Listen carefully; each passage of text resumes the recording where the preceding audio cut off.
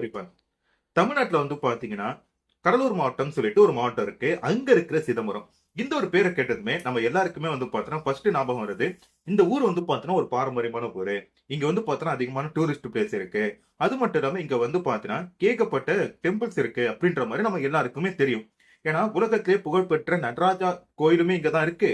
அண்ணாமலை யூனிவர்சிட்டியுமே பாத்தீங்கன்னா இந்த சிதம்பரத்துல தான் இருக்கு. இப்படிப்பட்ட சிதம்பரத்துல பாத்தீங்கன்னா நாளுக்கு நாள் கிரைம் ரேட்ன்றது பாத்தீங்கன்னா ரொம்பவே அதிகமாயிட்டு இருக்கு.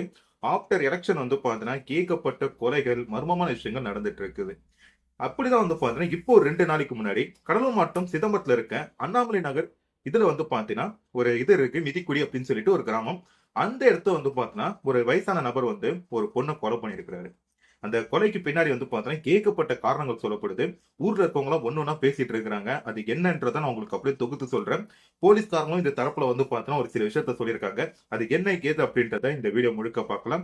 அண்ட் ஹலோ ரிபான், இது வரைக்குமே நம்ம சேனலை சப்ஸ்கிரைப் பண்ணாம பார்த்துட்டு இருக்கீங்கன்னா சப்ஸ்கிரைப் பண்ணி பக்கத்துல வர பெல் பட்டன் சேர்த்து கிளிக் பண்ணிக்கீங்க. நீங்க சப்ஸ்கிரைப் பண்ணாட்டி கூட பரவாயில்ல, இந்த வீடியோக்கு ஒரு லைக் மட்டும் கொடுத்துருங்க. ஏன்னா நீங்க கொடுக்க போற லைக் இந்த வீடியோவை பல பேர்கிட்ட காட்ட போகுது.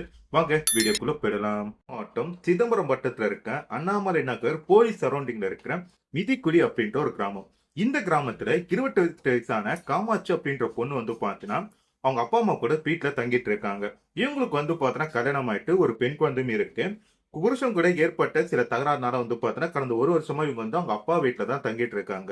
இப்படி இருக்கும்போது சம்பவத்தன்னைக்கு பாத்தீங்கன்னா காமாட்சி அவங்க வீட்டு வாசல்ல கோலம் போட்டுட்டு இருக்கும்போது அதே கிராமத்தை சேர்ந்த மகேந்திரன் அப்படின்ற 65 வயசு நபர் என்ன பண்றாருன்னா இந்த பொண்ணை ஒரு இரும்பு பைப்பால அடிச்சிருக்கிறாரு. அடிச்சதும் இவங்க பாத்தீங்கன்னா அப்படியே மயக்கம் போட்டு கீழே விழுந்திருக்காங்க. நிலத்தல் மாதிரி கீழே விழுந்தவங்கள இவர் மேற்கொண்டு அடிச்சு என்ன பண்ணிருக்காருன்னா கொலை பண்ணிருக்காரு. தான் பொண்ணை ஒருத்தன் அடிக்கிறான், இதை எப்படியாச்சும் தடுக்கணும்னு சொல்லிட்டு காமாட்சியோட அப்பாவான பாண்டரங்கன் பாத்தீங்கன்னா தடுக்கிறதுக்காக வந்திருக்கிறாரு. வந்தவரையும் பாத்தீங்கன்னா இவர் தள்ளி விட்டுட்டு இவர் என்ன பண்ணிருக்காருன்னா அந்த இடத்தை விட்டு தப்பிச்சு போயிருக்காரு மகேந்திரன். இதை தெரிஞ்சுக்கிட்ட அண்ணாமலை நகர் போலீஸ் என்ன பண்றாங்கன்னா சம்பவ இடத்துக்கு வந்துட்டு அந்த பொண்ணோட டெட் பாடி பாத்தீங்கன்னா கைப்பற்றாங்க.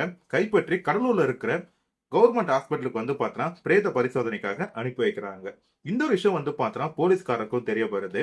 சரி, இந்த மகேந்திரன்றவர் யாரு, அவர் எதுக்கு இந்த மாதிரிலாம் பண்ணாரு அப்படின்ட்டு ஒரு கேள்வி வரும்ல. அதை பாத்தீங்கன்னா கடலூர் மாவட்ட எஸ்பி ஆன ஜெயக்குமார் பாத்தீங்கன்னா விவரமா சொல்றாரு. அவருமே பாத்தீங்கன்னா சில விஷயங்கள்லாம் நேரடியா போய் விசாரிச்சிருக்கிறாரு. அவரு என்ன சொல்றாரு, மகேந்திரனுக்கு பாத்தீங்கன்னா 65 வயசு ஆகுது. இவருக்கு பாத்தீங்கன்னா ஏகப்பட்ட நிலங்கள் இருக்கு. அது மட்டும் இல்லாம பாத்தீங்கன்னா விவசாயமும் பண்ணிட்டு இருக்காரு. கூடவே பாத்தீங்கன்னா ரியல் எஸ்டேட் புரோக்கராகவும் இருந்திருக்காரு. ஏகப்பட்ட வருமானம் இவருக்கு வந்துட்டு இருக்கு. இப்படி இருக்கும்போதுதான் கணவனை விட்டு பிரிஞ்சு வந்துட்டு இருக்க காமாட்சி பாத்தீங்கன்னா இவர்கிட்ட கைமாத்த ஒரு 2 லட்சம் பணம் அப்புறம் கொஞ்சம் நகை எல்லாம் வாங்கியிருக்கிறதா சொல்லப்படுது. அதை பாத்தீங்கன்னா இவரு ஊருக்குள்ள, அதாவது மகேந்திரன் ஊருக்குள்ள என்ன சொல்லிட்டு இருக்கிறாருன்னா காமாட்சி பாத்தீங்கன்னா நான் வச்சிருக்கேன், அதனாலதான் பாத்தீங்கன்னா இந்த பணம் நகை எல்லாம் கொடுத்து அவருக்கு ஹெல்ப் பண்றேன் அப்படின்ற மாதிரி ஊர் முழுக்க பாத்தீங்கன்னா அந்த பொண்ணு பேரை தப்பு தப்பா பேசிட்டு இருந்திருக்கிறாரு.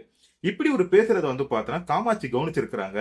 அதனால என்ன பண்ணிருக்காங்கன்னா ஒரு நாள் மகேந்திரனை இத பத்தி கொஞ்சம் பேசணும் வா அப்படின்னு சொல்லிட்டு காட்டுமன்னார் கோயிலுக்கு கூட்டிட்டு போயிருக்காங்க.